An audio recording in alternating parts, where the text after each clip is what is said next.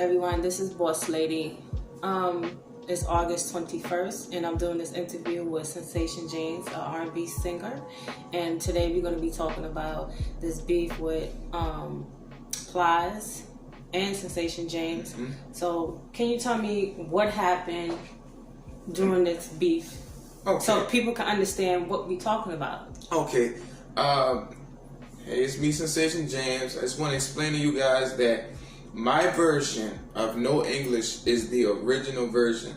It was released on Tampa_Villains. That's the website. It's on Instagram, Tampa_Villains. You'll see I was a credited songwriter March 23rd, 2017. The original version of that song was copyrighted February 21st, 2017. That's where PLIES got the inspiration to remix my song.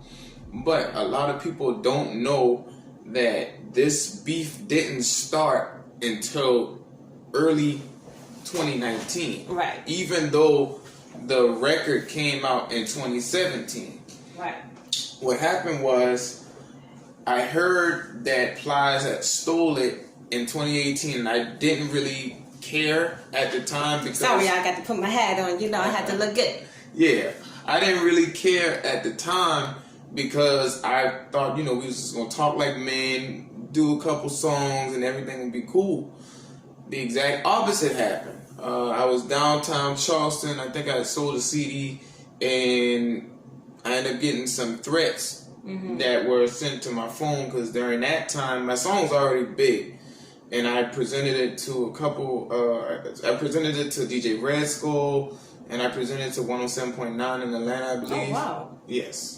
So it was already circulating. It was just no face behind the record. Wow. So October 2017 came around, and PLIES, I guess he released it on WorldStar.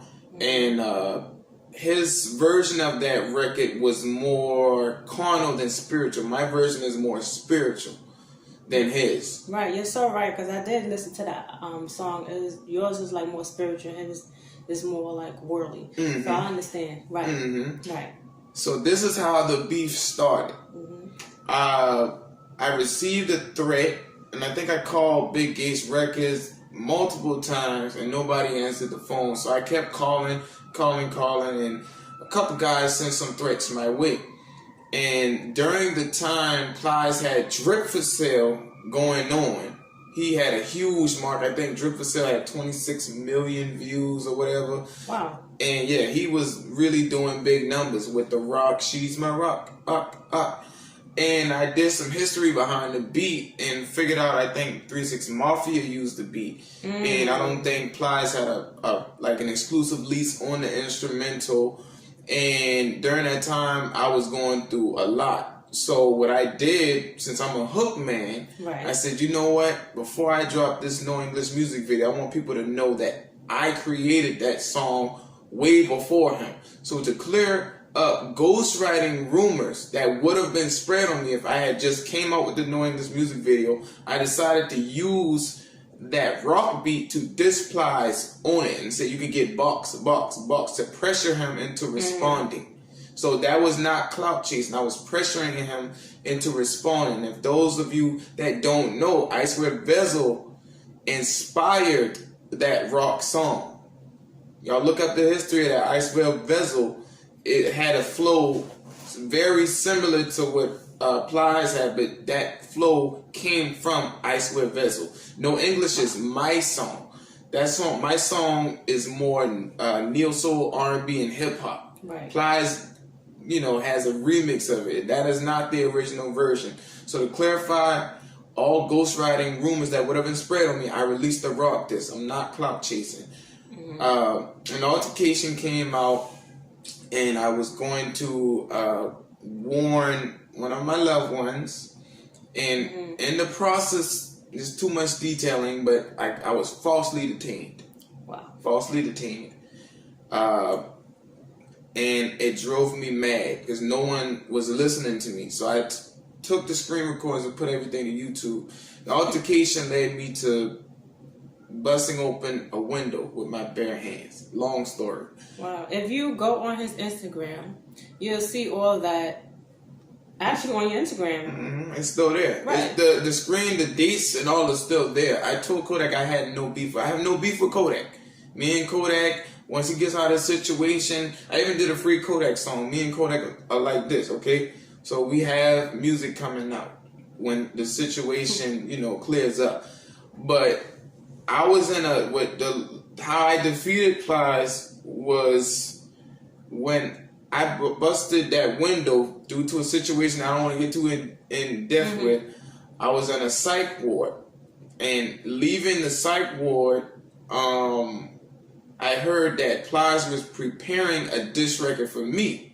That record is called Boss Friends. Okay, so what you're saying now that everyone knows like how the beef started.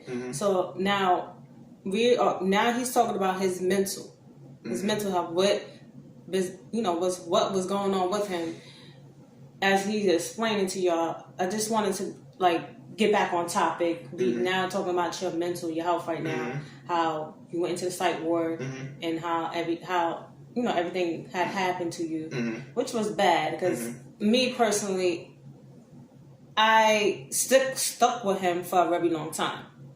You feel what I'm saying? So it's not like, oh, I know about it and I just know about it. No, he called me like, hey, I'm like, what? You in the psych? Well, what's going on? Like, he explained to me everything. I'm like, oh my God, like, I would keep you in prayer, brother. And that's all I can do.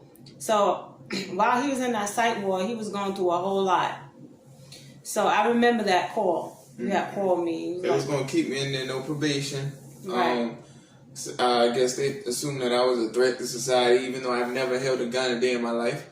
Well, maybe a water gun, but not no real folks. gun. This is what the Illuminati does. This when you're trying to climb the ladder, and they see that you are a success, they're trying to bring you down because you're not with them. When you're with the Illuminati, they down for you. But there's a cost. Okay. There's a cost. But he ain't go that route. I didn't sell my soul, okay? He didn't sell his soul, alright? I did not sell my soul. He did not sell his soul, alright? Right. But while I was in the hospital, the reference track was still spinning. That reference track was still spinning, and while PLIES was preparing his response, he had previewed the song before he dropped it. But I had a record called OG that I made about a year ago, maybe a little longer, that had already been made. It was real aggressive. And I said, wow, maybe I could implement that diss track into his response. So I kind of did what Drake did, charged up and back to back, but differently. I kind of raised Charleston's awareness that, hey, we're at war with the rock diss, and then PLIES failed to respond to me directly, so I used that opportunity to turn his response into a meme. So that's where you see the meme on my page. He previewed the song before he dropped it, which was stupid. But because he did it, it let the world know that, hey, this is a real beef, and I'm not being subliminal. Everything that I've been saying, if you guys go on Tampa Verlaine's Instagram, you'll see me March 23rd, 2017. It says Battle Rap from Chucktown. Tampa is in Florida. PLIES is from Florida. Right. That's where he got my song from. So you can imagine how upset I was when people would ask me what am I doing with my life. It's like he stole my whole style. Right. You look at all of the songs PLIES is on, like the songs with Neo, T-Pain. He needed Hook Man on the song. He relied on Jack Boy. He calls on the Baby. He calls on Kodak Black when he can't sell records. He calls on NBA. He calls on these people when he cannot sell records by himself. I mean, as you can see on his Instagram, he does comedy. Now, if you a rapper, you're supposed to, make songs. Right. And if somebody diss you, you're supposed to, you should have a response. Right, you should have a response. But he didn't. He's actually just keep on making comedy and making people laugh, which is, but you have a career. Right. And your job is as a rapper just to make music. To rap. Make music, but you ain't making them. You just putting music out. Mm-hmm. That was last year, right? The Boss Friends. That was last year. Boss Friends was last year. Now, previous from that, how long has he Cause me personally, y'all, I don't listen to PLIES. I don't listen to PLIES. Mm-hmm. So I don't know what he got going on as far as music concerned. Mm-hmm. But previous from that, has he been making albums? Like songs? The Real Testament, I believe, had 2 sneak diss tracks towards me. And I think one was Everybody Ain't Your Friend, right. Which was one. And then when Kodak Black was in his situation, he made a song. I don't remember, but he tried to call on Kodak Black saying free Kodak Black. But it's funny that you're saying free Kodak Black when you know I can sue you, and you probably wouldn't have stood up for him in court. You would respond to me directly if you had the intention of keeping him safe. So I mean, this is somebody from Florida. I'm from Charleston, y'all. So it's like it's impossible for somebody to downplay me. Because he wants to clarify some things. Because a lot of people are saying that, he's a fraud, which he's not. Not at all. And I don't think y'all should be, putting him down like that. I mean, you should be supporting the brother. He's telling you the truth. He's screen recording everything. Everything's screen recording. Actually, one of the, what's his name? Avant had hit you up. Now, tell people about that situation. Everybody... slowly, everybody's hitting him up. Yeah, I mean, Avant is a singer that I respect. I believe Jacquees remixed one of his hooks, if I'm correct.